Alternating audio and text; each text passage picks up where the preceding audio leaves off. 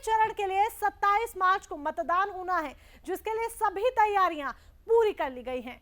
पहले चरण में पुरुलिया, बांकुरा, झारग्राम, पूर्वी मिदनापुर, पश्चिम मिदनापुर की 30 विधानसभा सीटों पर मतदान होना है। इन 5 जिलों में 7034 जगहों पर 10,288 बूथ बनाए गए हैं। सीएपीएफ की कंपनियों की यहीं पर तैनाती की जानी है।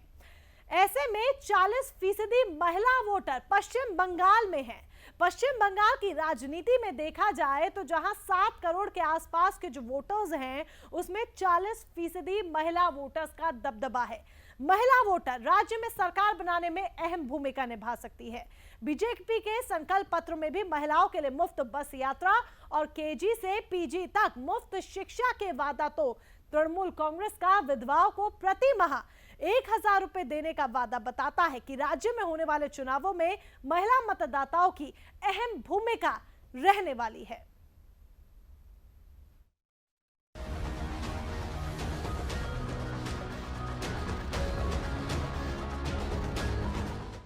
महिला शक्ति तय करेगी बंगाल का रण। बंगाल में 40% महिला मतदाता। घोषणा पत्रों में महिलाओं को विशेष स्थान। गणतंत्र दिवस में बंगाल की झांकी में साड़ी पहनकर साइकिल से स्कूल जाती युवतियों को दिखाकर ममता ने साफ इशारा दिया था कि बंगाल में महिलाओं के लिए साइकिल योजना उनका बड़ा कार्यक्रम था, जिसके तहत 1 करोड़ साइकिलों का वितरण किया गया है। जय श्री राम बनाम दुर्गा पाठ करके भी ममता ने महिलाओं को साधने की कोशिश की है। वजह साफ है कि बंगाल में दुर्गा पूजा विशेष तौर पर बंगाली हिंदुओं का प्रमुख त्योहार है और महिलाओं में इसका खास महत्व भी है। टीएमसी ने अपने चुनावी घोषणा पत्र में विधवा महिलाओं को 1,000 रुपए प्रति महीना देने का वादा किया है। पश्चिम बंगाल में होने वाले विधानसभा चुनाव के लिए टीएमसी ने 291 सीटों पर उम्मीदवार उतारे हैं, जिसमें 50 महिलाओं को टिकट दिया है।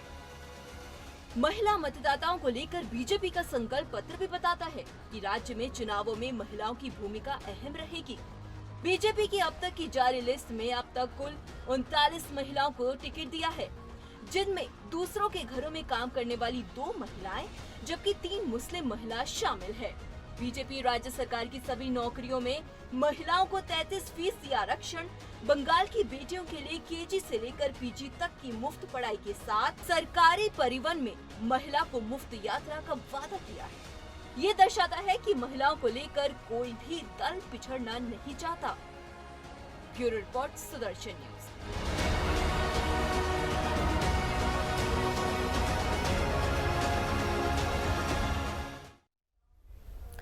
7 करोड़ 32 लाख वोटर्स पश्चिम बंगाल में इतने मतदाता हैं, 7 करोड़ 32 लाख, जिसमें से अगर हम महिलाओं और पुरुषों की बात करते हैं तो महिलाएं जहां 3 करोड़ 59 लाख है, तो वहीं पुरुष 3 करोड़ 73 लाख। जो फासला आप देख रहे हैं महिला और पुरुष वोटर्स के बीच का, वो फासला बेहद कम है।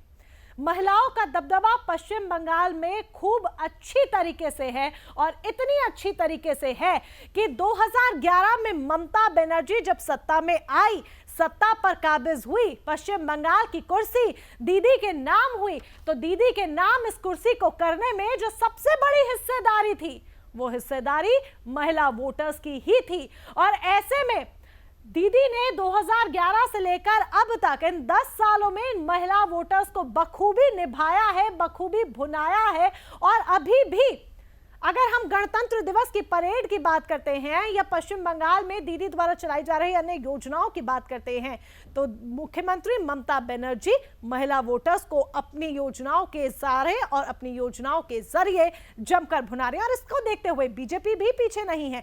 बीजेपी ने भी अपने संकल्प पत्र में सोनार बांग्ला बनाने का जो वादा किया है, उसमें महिलाओं की भूमिका अहम बताई है। किस तरीके से इस पर लगातार हम बात करते रहेंगे और बात करने के लिए फिलहाल हमारे साथ हमारे खास मेहमान भी जुड़ चुके हैं, उनका परिचय आपसे करा देते हैं। बीजेपी की तरफ से हमारे साथ बप्पा चटर्जी हैं, नेता हैं, और टीएमसी की तरफ से दयाशंकर सिंह जी हैं। आप दोनों खास मेहमानों का बहुत बहुत स्वागत है। सबसे पहले बप्पा चटर्जी जी, आपका रुख करूंगी मैं। ये हर कोई जानता है कि 2011 में मुख्यमंत्री जब बनी ममता बनर्जी के हाथ में सत्ता आई तो महिलाओं के सहारे कहीं ना कहीं ये सत्ता जरूर आई थी, महिलाओं की इसमें भूमिका अहम रही थी। क्या यही एक बड़ी वजह है कि बीजेपी ने अपने संकल्प पत्र में सोनार बांग्ला बनाने का जो वादा किया है उसमें महिलाओं के लिए तमाम योजनाएं और तमाम वादे स्पेशली किए हैं? एक विषय तो स्पष्ट है कि पश्चिम बंगाल में महिला मुख्यमंत्री होने के बावजूद जिस तरह से महिलाओं के ऊपर अत्याचार एवं खून धर्षण की राजनीति चल रही है, इसके साथ साथ जिस तरह से बंगाल की महिलाओं को जो चीज मिलना चाहिए था वो उन तक किसी भी हाल पे पहुंच नहीं रहे। उनके जितने भी नेता है और जितने भी कटमनीखोर जो पंचायत प्रधान कहिए या कॉर्पोरेशन के प्रतिनिधि कहिए या फिर कोई भी जितने बड़े नेता हो, एमएलए एमपी तक, सारे उनकी जो जितने भी प्रोवाइड किए हैं वो सारे चीज एक जगह पे जाके अपने भाई भतीजे भाग में डिस्ट्रीब्यूट हो जाते हैं, अपने पार्टी वर्कर्स में डिस्ट्रीब्यूट हो जाते हैं। आम जनता दूर दूर तक वो जो घोषणा किए हैं उनसे वंचित है। इसी को देखते हुए हमारे जो संकल्प पत्र है उसमें हम लोगों ने किसी भी तरह का, जिस तरह से माननीय नरेंद्र मोदी जी बोले हैं, सबका साथ, सबका विश्वास एवं सबका विकास, ये 3 विषय जो है साथ में लेके उनका विश्वास सर्जन करना एवं उनका विकास करना, ये सबसे मेन मुद्दा रहा है हम लोगों का। और महिलाओं का जो 33% रिजर्वेशन कहिए या फिर महिला पुलिस का गठन करना कहिए या फिर महिला सुरक्षा एवं महिलाओं को जो मिलना चाहिए, बंगाल की महिला जिससे कंटिन्यूअसली वंचित रही है, तो वो चीज प्रदान करने के लिए हमारी सरकार एकदम संकल्पबद्ध है। जिस दिन हमारी सरकार आएगी इन विषयों पे अमल किया जाएगा, जिससे बंगाल की महिलाएं वंचित है वो चीज उन तक पहुंचाई जाएगी, उन प्रावधानों का व्यवस्था किया जाएगा। महिलाओं के सहारे बंगाल में परिवर्तन आएगा। महिलाओं के निश्चित, महिला 33% है, उनके सहारे में पूरा देश चल रहा है। महिला आज नेतृत्व दे रही है सब जगह, किसी भी जगह पुरुष से पीछे नहीं है। तो यही एक बड़ी वजह है कि महिलाओं को साधने की कोशिश की गई है, चाहे वो मिशन आत्मनिर्भर महिला योजना हो या फिर वृद्धा पेंशन योजना हो, जिसके जरिए 3000 रुपए सालाना विधवाओं को पेंशन के नाम पर देने की बात की गई है। और इसके अलावा चाहे हम एजुकेशन की बात करते हैं तो एजुकेशन के नाम पर भी केजी से लेकर पीजी तक महिलाओं को मुफ्त शिक्षा की बात कही गई है। क्या यही एक बड़ी वजह है कि महिलाओं को लुभावने वादे महिलाओं से किए जा रहे हैं, ताकि जो ममता बनर्जी के साथ हुआ सपने देखे जा रहे हैं कि आपके साथ भी वही हो? नहीं, हम लोग कोई वादा नहीं लेके आए हैं। हम लोग स्पष्ट रूप से इरादा करके आए हैं कि बंगाल में भारतीय जनता पार्टी की सरकार बनेगी और जो महिला लोग वंचित है, शोषित है, पीड़ित है, बंगाल की एक महिला मुख्यमंत्री होने के बावजूद उन तक उनका हक हम लोग पहुंचा के रहेंगे। इस विषय पे हम लोग संकल्पबद्ध हैं। हमारे साथ दयाशंकर सिंह जी भी जुड़े हुए हैं, टीएमसी के नेता हैं। दयाशंकर जी, आपका एक बार फिर से स्वागत है। दयाशंकर जी, गणतंत्र दिवस की अगर परेड की हम बात करते हैं तो दीदी ने जिस तरीके से जो परेड निकाली, जिसमें छात्राएं शामिल थी और साइकिल वितरण की जो उनकी योजना है वो खास तौर पर दर्शाई गई, तो क्या उसके जरिए महिला वोटर्स को याद दिलाया गया कि हमने आपके लिए बहुत कुछ किया है, दोबारा से चुनावों का समय आ रहा है, अब आपको अपना फर्ज अदा करना है और आपको हमें ही वोट देना है? देखिए, इस तरह का अपने यहाँ कोई विचारधारा नहीं है। हमारे यहाँ बंगाल में महिला फर्स्ट को हम लोग प्रेफरेंस देते हैं महिलाओं को, और संभवतः आप लोगों को आपके चैनल के माध्यम से बताना चाहता हूं मैं कि हमारे पार्टी में टीएमसी एक ऐसी पार्टी है जिससे अधिकतम सांसद हैं। और दूसरी महिलाओं की ये लोग बात कर रहे हैं, ये लोग देखिए इनके क्या है, करनी और कथनी में बड़ा ही डिफरेंट रहता है। ये जो चीज बोलते हैं भाजपा के लोग उसको सिर्फ अपोजिट मान के चलेंगे तो उनकी बात सत्य हो। तो इनको सत्य, इनकी बात को समझने के लिए बस यही करना है, बहुत छोटा सा है कि वो जो बोलते हैं उसका उल्टा बस समझना है। पब्लिक बस उल्टा समझे, वो वही करते हैं, जो बोलेंगे बस उसका अपोजिट। अब देखिए, अधिकतम जो अभी महिलाओं को बंगाल में 50 महिलाओं को टिकट दिया गया है, महिला मुख्यमंत्री हैं। महिला दिवस पे दीदी ने जो महिलाओं के सम्मान में आयोजन किया था और जिस प्रकार से बंगाल की महिलाएं, बेटियां जिस तरह से दीदी को चाहती हैं और मां दुर्गा का अपमान किया जाना कहीं ना कहीं महिलाओं को भारी ठेस पहुंचा है इनके प्रदेश अध्यक्ष के द्वारा। माँ काली का ये लोग अपमान करने वाले लोग हैं। तो महिला अपमान सशक्तिकरण किसने किया? अपमान किसी ने नहीं किया। कभी ये- भी ये- किसी ये भी शब्द को देवी आप देवता डिफाइन का कर दें। अपमान नहीं किया गया, इस अपमान शब्द नहीं को किया गया। डिफाइन करें। प्रदेश अध्यक्ष भाजपा ने कहा कि ये दुर्गा कहाँ से आ जाती है, तो क्या इसको अपमान माना जाए कि उनका क्या माना जाए, वर्णन माना जाए? ये बताइए बप्पा ये चटर्जी भाजपा जी, को भी डिफाइन करें। बप्पा चटर्जी जी। हालांकि दयाशंकर जी माननीय प्रवक्ता टीएमसी के जो नेता हैं उनके बात मेरे कान तक नहीं पहुंचे, जरा जिक्र कीजिएगा वो क्या बताए हैं तो मैं कुछ बोल सकूंगा। उनके पूरे आवाज मेरे तक नहीं पहुंचे। एक बार अपनी बात दोहरा दीजिए दयाशंकर जी, अपनी बात एक बार दोहरा दीजिए ताकि बप्पा चटर्जी जी अच्छी तरीके से सुन पाए। प्रदेश अध्यक्ष है आवाज भाजपा नहीं के आ रही है। बंगाल प्रदेश प्रवक्ता की अध्यक्ष, आवाज मेरे तक बंगाल नहीं प्रदेश अध्यक्ष जो है आपके दिलीप घोष, मैं आपकी बात कन्वे कर देती हूँ, उन तक आपकी आवाज ठीक तरीके से नहीं पहुंच पा रही है। बप्पा चटर्जी जी, दयाशंकर जी का ये कहना है कि बीजेपी की तरफ से मां दुर्गा का अपमान किया गया कि ममता दीदी बार बार मां दुर्गा की बात करती हैं, तो मां दुर्गा कहां से आई? नहीं, इसको आपने गलत डिफाइन किया है। मैं जी ये कह एक बार रहा फिर से हूं, बताएं। मैं ये कह रहा हूं कि इनके प्रदेश अध्यक्ष घोष बाबू कहते हैं कि दुर्गा कहां से चली आई चैनलों पर इंटरव्यू में। तो ये महिला सशक्तिकरण, महिला का अपमान है कि उनको बताइए बप्पा चटर्जी जी। दयाशंकर जी, एक बात है स्पष्ट रूप से मैं माननीय जो संचालिका है उनके माध्यम से आप तक पहुंचाना चाहता हूं कि जिस तरह का ये सब छोटे विषय को लेके आप लोग इतना ज्यादा इसको तूल दे रहे हैं। बप्पा जी, इसका कोई इसको कोई सिर्फ और सिर्फ एक आप मिनट लोगों का दो ही दयाशंकर जी, एक मुद्दा है। मिनट सुन लीजिए बप्पा जी, दयाशंकर जी, ये एक मिनट छोटा सुन मुद्दा नहीं लीजिए। है। एक विषय छोटा मुद्दा नहीं, मुद्दा का तो बात ही नहीं, मुद्दा तो आप लोग इसको बना महिला रहे शक्ति हैं, का, मुद्दा तो मां आप दुर्गा लोग का इसको अपमान बना रहे करना हैं। आपका छोटा मुद्दा है, दयाशंकर जी, मुद्दा हम नहीं अगर बताया जा एक रहा। बात बोलेंगे देखिए अभी तो आप लोगों ने महिलाओं का, टीएमसी के आपका ओके नया बोलने बनने आए वाला हैं, सीएम देख रहा है आप कि टीएमसी जीन्स के फटा ओके हुआ बोलने पहनती आए है। हैं, आपकी ये क्या मुद्दा है? मुख्यमंत्री तो ये डायरेक्टली सीएम आपको बोलता है, बहिरागत जीन्स बोल रही देखते है, हैं तो क्या हो जाता हिंदी है? भाषियों आप को यहाँ पर महिला- बहिरागत बोल सुनिए, रही है, आपको आप तो यहाँ बताइए, पैनल अभी पे आपका बोलने दे सीएम रहे हैं, उत्तराखंड कल दिन बोलता है आपको कि यहाँ ये से जो पैर में बहिरागत बता फटा हुआ देंगे, है, बता महिलाएं देंगे कैसा हिंदी जीन्स भाषाभाषी पहनती हैं। में बप्पा जो भाई बात क्या है करते हैं महिलाओं का वो सम्मान बंगाल करने के की बात है आप ही लोग नहीं। करते हैं। लेकिन ये बार बार ये दुर्गा राम दुर्गा बनाम राम की लड़ाई यहाँ कहाँ से जाती है? दोनों देवी देवता हैं। मुख्यमंत्री हिंदी भाषी बोल रहे हैं, क्या आपको बहिरागत यहाँ बता पर रहे हैं। क्या यहाँ पर दुर्गा बनाम राम करके महिला पुरुष नैरेटिव साधने की कोशिश की जा रही है? दयाशंकर जी, एक सवाल आप दोनों से मैं करना चाहूंगी। दयाशंकर जी रुकिए, बप्पा चटर्जी जी, दयाशंकर जी रुकिए। हर बात घूम फिर के यही आ जाती है, हर बात घूम फिर के यही आ जाती है। ठीक है, रुकिए, ठीक है।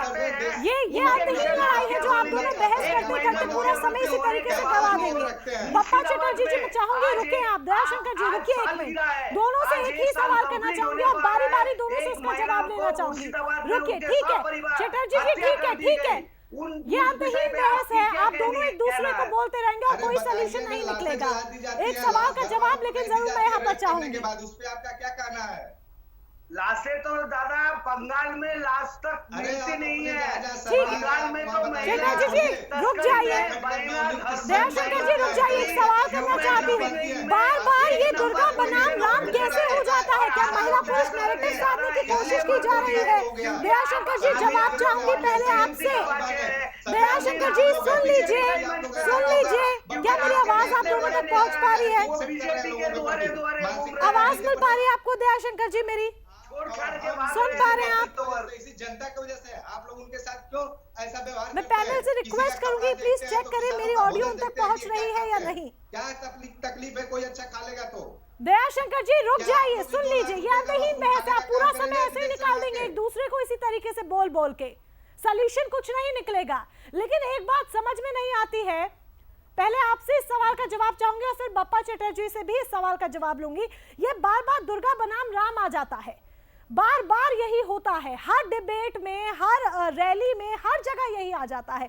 तो क्या इसके जरिए महिला पुरुष नैरेटिव साधने की इन चुनावों में कोशिश की जा रही है, क्योंकि ये बात मुख्यमंत्री जी बखूबी जानती हैं कि महिलाओं ने उनको जीत दिलाई है और महिलाओं के लिए वो काफी कुछ करती भी है, हम इनकार नहीं कर रहे हैं, लेकिन महिला फैक्टर को साधने के लिए बार बार दुर्गा बनाम राम नैरेटिव साधा जा रहा है। देखिए, ये चीजें लगता होगा, लेकिन काफी जो योजनाएं अपनी है धरातल पे, चाहे अर्थव्यवस्था पे आप बात करें, शिक्षा पे बात करें, स्वास्थ्य योजनाएं मैं मना नहीं कर रही हूँ आपको, मैं उसी का जवाब चाह रही हूँ। समय मेरे पास बहुत कम है, 1 मिनट में मैं जवाब चाहूंगी, एक एक लाइन में मैं आप दोनों से जवाब चाहूंगी। ऑलरेडी काम कर रही है। रही बात महिलाओं के उत्तर का, तो हम लोग चाहते हैं हमारी, देखिए महिला यदि नहीं होंगी तो कोई पुरुष नहीं होगा, इसलिए महिलाओं को सर्वोपरि देवी का रूप माना जाता है, उनको सम्मान करना चाहिए, उनके साथ गलत व्यवहार नहीं। महिलाएं क्या पहनती है, क्या महिलाएं आजाद नहीं है? महिलाओं की इच्छा नहीं है? आप महिला फटा पहनती है, आप सीएम होकर किसी महिला या किसी बहन के बेटी के ऊपर ऐसा आरोप प्रत्यारोप करते हैं, आपको शोभा देती है? आप कौन होते हैं ये सेट करने वाले? किसान पिज्जा खाता है, किसान पिज्जा खा लिया तो क्या तकलीफ आपको है?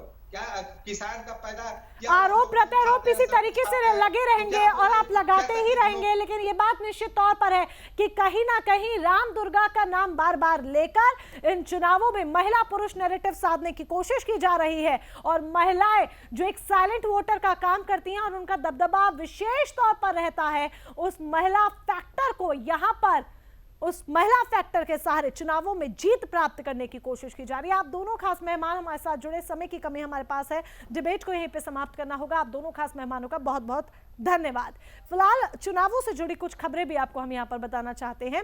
सप्तग्राम विधानसभा केंद्र की अगर हम बात करते हैं तो सभा विधानसभा केंद्र से भाजपा के उम्मीदवार देवव्रत विश्वास ने सबसे पहले शीतला माता का आशीर्वाद लिया और उसके बाद लोगों की समस्याओं को उन्होंने सुना। उसके बाद डोर टू डोर करके उन्होंने जनता से डोर टू डोर जाकर बात की और सैकड़ों की संख्या में राम नाम के उद्घोष के साथ क्षेत्र में बाइक रैली भी निकाली और लोगों से भाजपा के पक्ष में मतदान करने की अपील की। सुदर्शन न्यूज से बात करते हुए उन्होंने बताया कि सप्तग्राम इलाके में माफिया राज चल रहा है, जिसके चलते विकास नहीं हुआ है। जनता में भी काफी उत्साह नजर आ रहा है। बात करते हैं सप्तग्राम विधानसभा से, जो यहाँ से बीजेपी के प्रत्याशी हैं देवव्रत जी सर, जिस तरीके से तमाम जनता का भारी जन समर्थन भी आपके पीछे काफी लोग नजर आ रहे हैं, वो सब यहाँ के निवासी हैं और हमने कई लोगों से बातचीत भी की थी तो उनका कहना था कि मौजूदा जो राज्य मंत्री हैं और जो विधायक हैं कभी नजर नहीं आए। तो क्या आप इनकी उम्मीदों पे खरे उतरेंगे? आप इन लोगों के काम के लिए आएंगे जब भी बुलाएगी जनता? हम लोग साल भर हमेशा दिन रात एक करके मेहनत करते, आदमी का काम करना हम लोगों का धड़ों में हम लोग पसंद करते। तो आज चुनाव में खड़े हुए बोल के नहीं आ रहे, हम लोग हर प्रोग्राम में हर त्यौहार में हम लोग आदमी के संग में खड़ा होते। तो आज चुनाव में खड़े भी हुए, इसके संग में यहाँ पे माँ शीतला देवी के पूजा था, यहाँ पे हम लोग सब आए हुए हैं और यहाँ पे मंदिर के कुछ समस्या है जो हम लोग बोले हैं, यहाँ के जो भी प्रॉब्लम है, जो भी कुछ है, पिछला 10 सालों में कुछ डेवलपमेंट नहीं हुआ है। अगला दिन चल करके हम लोगों का BJP party, Bharatiya Janata party Bengal में गवर्नमेंट बनाने के बाद जो विकास करना है, जिस तरह देश के हर कोना में हर दिशा में विकास हो रहा है, इस तरह यहाँ पर भी विकास होगा। आपके चुनावी मुद्दे क्या रहेंगे जो आप जनता को, जो आप सौगात देंगे विधायक बनने के बाद, जो जनता की आवाज़ आप विधानसभा तक पहुँचाएंगे?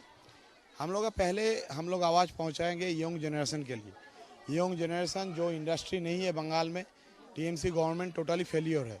यहाँ से टाटा चला गया सिंगूर में से, आप लोग देख रहे हैं क्या हाल है बंगाल में, इंडस्ट्री नहीं है। यंग जनरेशन लोग काम के लिए बाहर जाता है, वहाँ पे हर दरवाजा में ठोकर खाता है, लात खाता है। तो हम लोग कोशिश करेंगे सबसे पहले यहाँ पे एम्प्लॉयमेंट का, इंडस्ट्री का, उसके बाद डेवलपमेंट का, सब एक साथ मिलकर हम लोग बंगाल गवर्नमेंट, बीजेपी गवर्नमेंट सरकार में आने के बाद हम लोग वही सब विकास के काम करेंगे और इंडस्ट्री बनवाने का काम करेंगे। देवव्रत जी कड़ी मेहनत के साथ में प्रचार प्रसार में लगे हैं और कोशिश कर रहे हैं, जिस तरीके से टीएमसी के विधायक और राज्य मंत्री तपन गुप्ता ने यहाँ पर विकास नहीं किया, लोगों को रोजगार नहीं दिया और जो आम जनमानस की समस्याएं होती हैं उसको दूर नहीं किया, उसको दूर करने का वादा यहाँ से बीजेपी के प्रत्याशी देवव्रत जी ने किया है। कैमरा पर्सन जीतू के साथ आंचल यादव, सप्तग्राम, बंगाल। और इसी के साथ फिलहाल के लिए बस इतना ही। बात हम महिला वोटर्स की कर रहे थे, तो देखना होगा कि इतिहास अपने आप को एक बार फिर से दोहराता है या फिर इस बार महिला वोटर्स पीएम मोदी की बेदाग छवि को चुनती है और उनके नाम पर वोट देती हैं। होगा क्या असल में, 2 मई को सब कुछ खुद ब खुद क्लियर हो जाएगा। लेकिन फिलहाल के लिए बस इतना ही। जय हिंद।